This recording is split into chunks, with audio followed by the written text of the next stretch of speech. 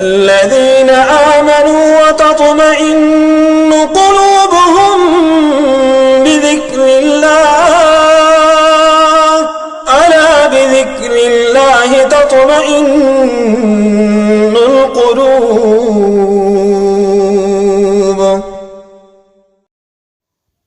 صبح و شام کے اذکار۔ نمبر 2، آیت الکرسی۔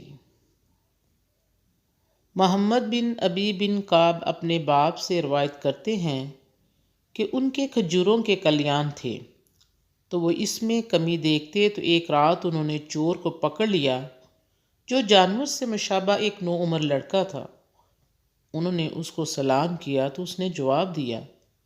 انہوں نے کہا، تم کون ہو، جن یا انسان؟ اس نے کہا، میں جن ہوں۔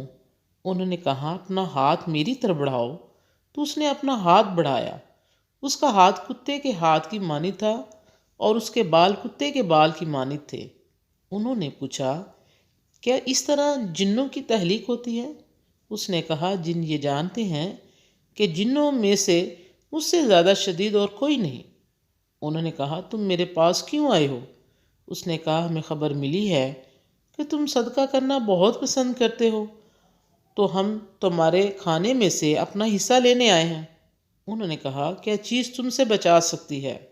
اس نے کہا، وہ آیت جو سورہ بقرہ میں ہے، اللہ لا الہ الا هو الحی القیوم۔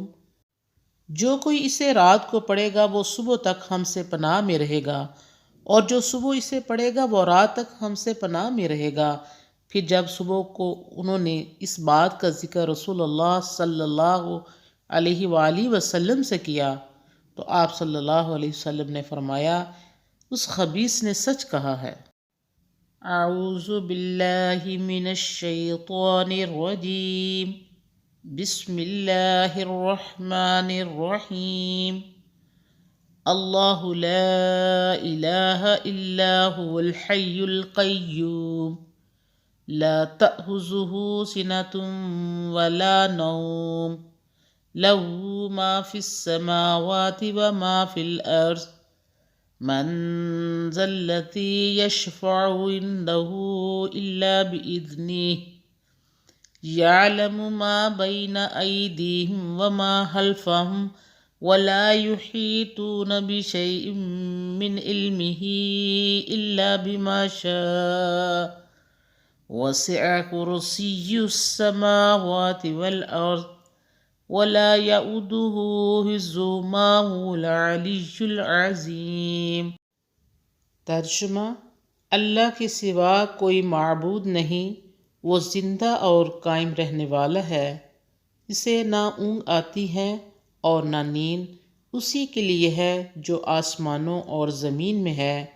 کون ہے جو اس کی اجازت کے بغیر اس کے سامنے شفاعت کر سکے؟ وہ جانتا ہے جو ان کے آگے ہے اور پیچھے ہے، وہ اس کے علم میں سے کسی چیز کا احاطہ نہیں کر سکتے سوائے اس کے جو وہ چاہے۔ اس کی کرسی آسمانوں اور زمین تک وسیع ہے اور ان کی حفاظت اسے تھکاتی نہیں ہے، اور وہ بہت بلند اور بہت عظمت والا ہے۔ چھوٹی چھوٹی دعائیں ہیں، اسے یاد کر لیجئے گا، تو آپ اگر اسے صبح پڑھتے ہیں تو آپ اللہ کی پناہ میں رات تک رہیں گے، اور اگر آپ رات کو پڑھتے ہیں تو اللہ کی پناہ میں صبح تک رہیں گے۔ تو چھوٹی چھوٹی دعائیں ہیں اور ان کا بڑا اجر ہے اور ہماری سیفٹی کے لیے بہت ضروری ہیں۔ تو مجھے امید ہے کہ آپ اس کو ضرور یاد کریں گے، اور اگر آپ کو ہماری ویڈیو اچھی لگی ہو تو پلیز ہمارے چینل کو سبسکرائب کیجئے، شیئر و لائک کیجئے، اور اس صدقہ جاریہ میں آپ بھی ہمارے ساتھ شامل ہو جائیں۔ وآخر دعوانا ان الحمد للہ رب العالمین۔